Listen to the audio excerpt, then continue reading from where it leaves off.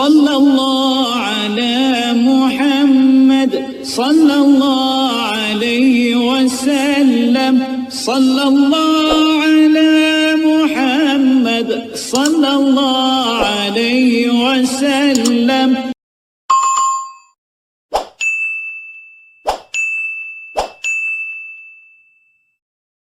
Bismillahirrahmanirrahim.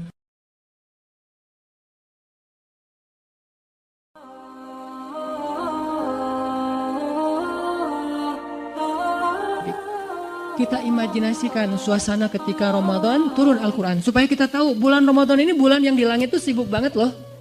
Malam Ramadan pertama di langit itu hiruk pikuknya tuh luar biasa.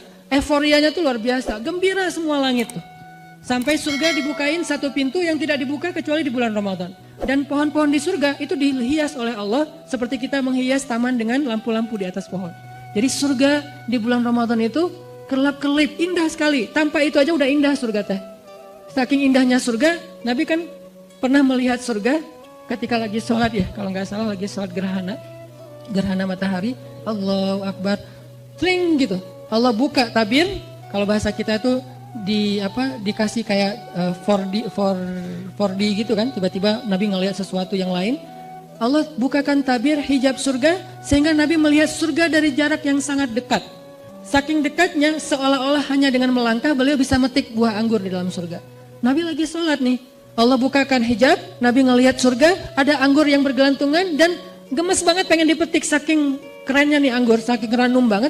Nabi berjalan lagi sholat menuju ke depan dan pengen ngeraih anggur. Lalu Allah tutup hijab itu, dibukalah hijab neraka, Nabi langsung mundur ke belakang sampai mentok ke sahabat di saf pertama karena melihat isi neraka. Ini artinya surga nggak dihias saja tuh udah keren. Nggak dihias saja Allah sampai mengatakan bahasa-bahasa tentang surga itu di dalamnya lu'lu, marjan, segala macam, di dalamnya ada banyak perhiasan-perhiasan. Belum lagi nanti bahasanya mudhammatan. Ada jenis surga yang hijau tua. Surga hijau tua maksudnya apa? Surga yang lebat dengan pohon-pohonnya. Ini berarti surga kayak Amazon kalau di dunia. Hutannya lebat banget dan itu buat anak-anak yang anak-anak gunung lah ya. Yang senang-senang gunung tuh ada mudhammatan ayatnya. Saya lagi nyari-nyari surga yang ada ombaknya yang mana gitu. Yang ada mudham, kenapa surga identik dengan gunung, kebun, rumah, pasangan. Yang pasti pasangan itu yang penting sih. Karena ada kebun, gunung segala macam sendiri agak-agak garing juga ya. Dan insya Allah di surga itu gak ada jomblo, tetap hashtag. Mudhammatan. Jadi anak-anak wanadri ini coba baca Ar-Rahman dan coba bedah lagi ayat mudhammatan. Surganya hijau tua. Kenapa hijau tua? Saking lebatnya hutan di dalam surga. Kayak gimana jenis pohon di dalam surga? Satu pohonnya, kita berjalan di bawahnya 100 tahun, itu belum keluar dari naungan dahan-dahannya. Kan di daerah Taman Sari gitu kan, ada pohon-pohon yang kebun binatang yang gede banget ya, melintasi jalan. Itu baru di dunia aja udah kayak gitu pohon, gimana di surga. Sehingga kalau kita berjalan di bawahnya 100 tahun, naik onta nih 100 tahun, belum keluar dari dahan atau naungan keteduhan satu pohon doang. Makanya disebut mudhammatan, hijau tua, lebat banget. Siapa yang ada di sana? Itu tempat spot buat berburu. Karena salah satu hobi nanti penghuni surga, terutama yang cowok-cowok berburu. Cewek-cewek nemenin cowoknya berburu. Berburu, kita udah, dan berburunya udah jago, bukan meleset-meleset wae ya. Jadi gak seru juga kan, meleset akhirnya stres. Kenapa? Gak dapat buruan. Masa di surga stres gitu? Pastilah. Nanti kalau yang tadi main air, pasti udah jadi tiba-tiba jadi kayak Kelly Slater gitu. Tiba-tiba jadi main di barrel gitu, udah jago pro surfer gitu. Karena di sana tuh udah nggak ada lagi yang setengah-setengah, semuanya jadi pro. La khaufun alaihim wala. Nah, gambaran emosional perasaan manusia di dalam surga, la khaufun alaihim wala hum yahzanun. Nggak ada lagi rasa takut, khawatir, dan nggak ada lagi rasa kecewa atau sedih. Terus gambaran rumah di dalam surga, rumah yang tidak ada teriakan di dalamnya dan tidak ada ucapan-ucapan tercelah. Itu rumah surga. Sakinah mawadahnya surga itu nggak ada teriakan, nggak ada ucapan tercela. Setiap hari yang kita dengar dari pasangan kita kalimat yang indah. Pasangan kita nggak mungkin ngecewain kita di surga. Kalau di dunia kadang manyun, wajar lah ya. Kadang salah ngomong, wajar manusia. Tapi di surga nggak ada yang kayak gitu. Semuanya nikmat. Dan malam Ramadan, surga yang indah itu Allah hias. Jadi kita bayangkan, kita imajinasikan. Kenapa Nabi ngomong sedetail ini? Supaya kita berimajinasi tentang keadaan Ramadan. Sampai yang saya pernah cerita, Nabi pernah Allah perlihatkan surga dalam mimpi kan? Dan mimpinya Nabi itu bagian dari mi'rajnya beliau naik ke langit. Ngelihat sebuah istana yang indah. Istananya tembus pandang, jadi kayak kaca gitu. Kemudian di dalam istana, di sebelah istana itu ada seorang cewek lagi main ayunan. Terus Nabi nanya kepada Jibril, itu cewek itu siapa? Itu rumah siapa? Rumah Umar. Langsung Nabi memalingkan wajahnya karena ternyata itu istrinya Umar. Ini menunjukkan bahwa surga itu real teman-teman. Dan sekarang udah ada. Surga itu bukan diciptakan nanti setelah kiamat, enggak. Surga itu salah satu di antara ciptaan-ciptaan Allah yang awal. Jadi awalun juga tuh surga, neraka, al-qalam yang kayak gitu-gitu tuh awalun loh, yang awal-awal diciptakan. Jadi surga sekarang udah ada, cuman beda dimensi sama kita. Kalau Allah berkehendak, kita hanya perlu waktu beberapa detik untuk sampai ke sana, kayak Nabi berisra dan mi'raj. Beda dimensi dengan kita. Jadi suasananya udah ada, nyanyian surganya udah ada, yang isi dari lirik nyanyiannya apa? Salaman salam, salaman salam. Semua nyanyiannya kalimatnya adalah keselamatan, baik. Nggak ada kalimat-kalimat yang jelek di dalamnya. Ini artinya Ramadan adalah bulan yang sangat istimewa di sisi Allah. Sehingga kita hayati itu teman-teman. Itu yang kedua. Yang ketiga yang ada 4 yang kita cari dalam traveling. Yang ketiga adalah bangun mood.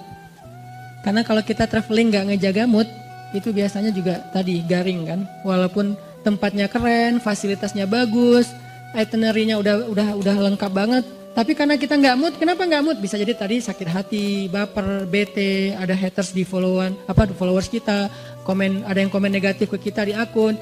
Sesuatu yang simple banget tapi bisa bikin mood kita hilang. Kan nggak nyaman lagi ya perjalanan.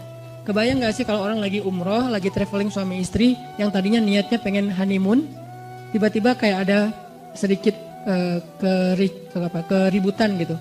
Di dalam hotel bertengkar, akhirnya yang satu tidur di lantai di sofa, satu lagi tidur di kasur, atau pas keluar makan sarapan keluar sendiri-sendiri, terus pas jalannya masing-masing sendiri-sendiri, nggak saling menyapa. Buat apa traveling kalau kayak gitu kan nggak nyaman banget nih. Kenapa bisa jadi gini? Karena moodnya hilang. Nggak sedikit loh orang yang berangkat umroh sampai di sana malah diam-diaman. Yang tadinya udah happy-happyan, kita umroh pertama nih berdua, sampai di sana ada masalah sepele, akhirnya diam-diaman. Mungkin masalah sepelenya apa? Katanya tadi nungguin saya di pintu, saya tungguin lama, ternyata udah makan duluan di hotel, akhirnya ngambek misalnya. Katanya mau apa, mau umroh apa, mau tawaf bareng, tapi kok kamu pergi duluan sama teman-teman, akhirnya ngambek. Bisa ada apa aja yang bisa bikin mood kita drop. Gitu juga Ramadan. Mood Ramadan sangat ditentuin dengan keadaan dalam hati kita. Gimana supaya hati kita selalu mood imannya baik buat ibadah-ibadah Ramadan? Banyak istighfar teman-teman. Karena yang bikin mood iman kita drop, dosa. Saya selalu ngulang-ulang kalimat dari ulama, min awalil khair an tatrukas syarr. Awal dari semua kebaikan itu tinggalin dosa. Salah satu cara ninggalin dosa, istighfar. Sehingga kalau kita membiasakan istighfar, insya Allah mood kita tuh naik lagi tuh. Istighfar tuh kayak charging. Jadi makin sering kita istighfar, makin naik persentase mood kita. Sehingga ketika puncaknya mood kita lagi ngejos banget, itu semua ibadah tuh ringan loh. Sholat 1 juz ringan, malah dianggap kok 1 juz sih, bukan 10 juz. Pas 10 juz kok 10 juz sih gak khatam sekalian, wah ngeri nih. Sholat tahajud, udah dia taraweh plus tahajud lagi, walaupun ada mazahib lah ya. Dia tahajud lagi di rumah. Kalau tadi kenapa tahajud lagi? Soalnya tadi kan tarawehnya crowd, saya pengen tahajud berdua. Boleh gak gandengan? Allah. Gak boleh, Rasul juga yang paling romantis gak gitu-gitu amat gitu kan ya. Oh ya udah deketan aja deh, jangan jauh-jauh tuh, deketan lagi. Kenapa sih harus deketan? Soalnya kalau kamu jauh hafalan saya suka lupa. Udah deketan tetap lupa. Jadi semangat banget gitu. Pengen tahajud semangat, pengen ngasih makan orang berbuka semangat, tilawah semangat. Apa aja lah pokoknya kebaikan-kebaikan karena moodnya lagi dapat istighfar. Dan yang terakhir yang keempat, ini juga penting teman-teman. Kita tuh traveling itu akan bakal jadi fun dan enjoy banget kalau kita perginya dengan seorang teman, partner traveling yang sehobi sama kita. Itu bakalan enjoy banget. Misalnya yang seneng di air. Kebayang gak sih kita traveling ke laut sama teman kita yang takut hitam? Bete banget kan? Nyemplung yuk. Malas hitam gitu. Kalau saya kan emang gak takut hitam karena udah kagok kan. Ya udah sekalian lah gitu. Saya gitu nggak gitu juga tetap aja dibilang hitam, ya udah kagok lah sekalian hitam gitu. Walaupun tetap rempong pakai segala macam biar nggak bertambah Daripada nanti nggak dibukain pintu sama istri, soalnya nggak kenal siapa sih ini. Kebayang kita lagi senang-senangnya main air, pergi ke wisatanya ke laut, tapi teman kita takut hitam atau teman kita nggak senang air, dia duduk aja di warung minum es kelapa muda, makan ikan segala macam. Kita sendiri yang garing. Karena saya pernah traveling di sebuah tempat, saya udah nyemplung, snorkeling gitu, free dive nggak jelas gitu. Kenapa nggak jelas free dive tapi cuma setengah meter gitu, free dive gitu. Karena khawatir kalau yang jurang-jurang di dalam laut. Pokoknya lagi free dive gitu, teman-teman pada selfie-an gitu. Seru loh, ini banyak ikan hias, banyak terumbu karang. Oh iya Ustaz, bagus. Tampil selfie. Cuman 15 menit saya langsung naik lagi ke boat. Kenapa? Gak seru, garing banget. Masa saya mau jadi sendiri doang di situ di laut, yang lain pada di atas kapal. Ini karena gak dapat partner yang sehobi. Sama kayak kita yang senang gunung, ngajak orang yang malas banget ke gunung. Kedinginan, banyak nyamuk, belum lagi nanti jurik segala macam, khawatir. Masa mau, aduh saya mau ke belakang, terus bangunin kita, kenapa? Takut gitu kan ya, kan gak seru banget kan, belum lagi dia lebay gitu orangnya ke gunung kayak nonton film horor, dikit-dikit peluk gitu. Ya kalau itu pasangan, kalau teman kos-kosan gitu kan geli ya. Ini gak sehobi nih sama kita nih ke gunungnya, jadi gak akan nyaman perjalanan kita trip ke gunung. Atau yang ke mall, saya sering merhatiin nih kalau lagi nganterin istri ke mall, apalagi mallnya yang agak-agak rame gitu kayak Pasar Baru ya. Saya kalau datang ke tempat-tempat yang crowd gitu, saya perhatiin apa? Wajah bapak-bapak. Itu semuanya kerung gitu. Ibu-ibunya, beda banget nih ekspresi antara ibu-ibu sama bapak-bapak kalau di mall teh. Apalagi mall yang pasar-pasar gitu kan, bapak-bapaknya sambil bawa dagang bawa bawaan gitu istrinya. Istrinya kan nggak bawa jadi nggak berasa belanja banyak kan, kayak free gitu. Belum ada apa-apa yang dibeli. Si bapaknya ini apa? Oh, makanya kan ada sunnah Nabi dalam sunnah berbelanja. Salah satunya apa? Suatu hari Nabi lagi belanja bareng dengan Abu Hurairah, ditemenin gitu. Pas Nabi udah beli sesuatu, Abu Hurairah pengen ngambil. Ya Rasul, biar saya bawa. Kata Nabi, seorang yang belanja membawa belanjaannya sendiri. Itu sunnah belanja. Kenapa kita bawa belanjaan sendiri? Biar tahu kalau kita udah belanja banyak. Kalau yang bawanya supir, suami atau siapa gitu, kita nggak tahu. Makanya belanja bawaan sendiri. Oh udah banyak akhirnya males gitu kan. Atau naruh dulu di bagasi mobil, balik lagi. Tetap aja. Itu wajah bapak-bapak tuh rata-rata tuh bete banget loh. Kalau di tempat-tempat crowd gitu ya, semuanya pada bete. Kalau seandainya mereka bisa memilih, cuman gak dikasih pilihan sama istrinya. Seandainya bisa memilih, pasti mereka mau mojok di mana gitu, ngopi. Kalau udah dikasih kopi, nah langsung cenghar lagi kan ya, wah kopi nih. Makanya kalau partner traveling kita nggak sehobi, itu nggak bakalan enjoy. Pasti nggak nyaman banget. Sebentar udah langsung pengen cus. Kenapa? Udah kelihatan ada wajah-wajah bete nih. Mudah-mudahan kita cari partner Ramadan kita. Siapa yang rajin tilawah? Almar'u ala dini khalilih. Seseorang itu tergantung siapa? Teman dekatnya. Jadi kalau partner traveling Ramadan kita senang tilawah, kita ke bawah.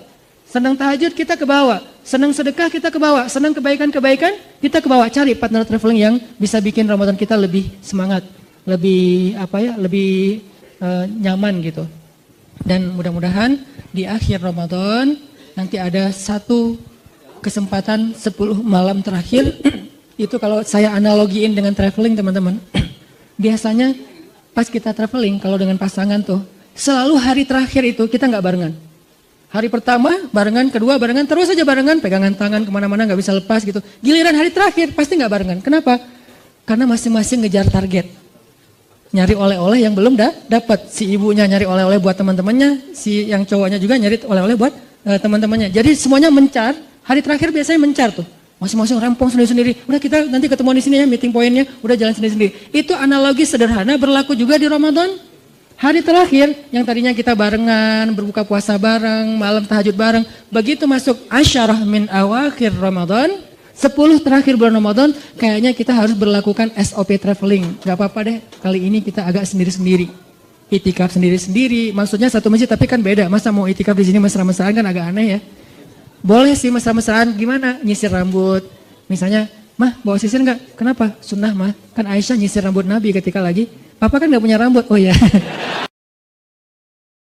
Sallallahu ala Muhammad sallallahu alaihi wasallam. Sallallahu ala Muhammad sallallahu alaihi wasallam.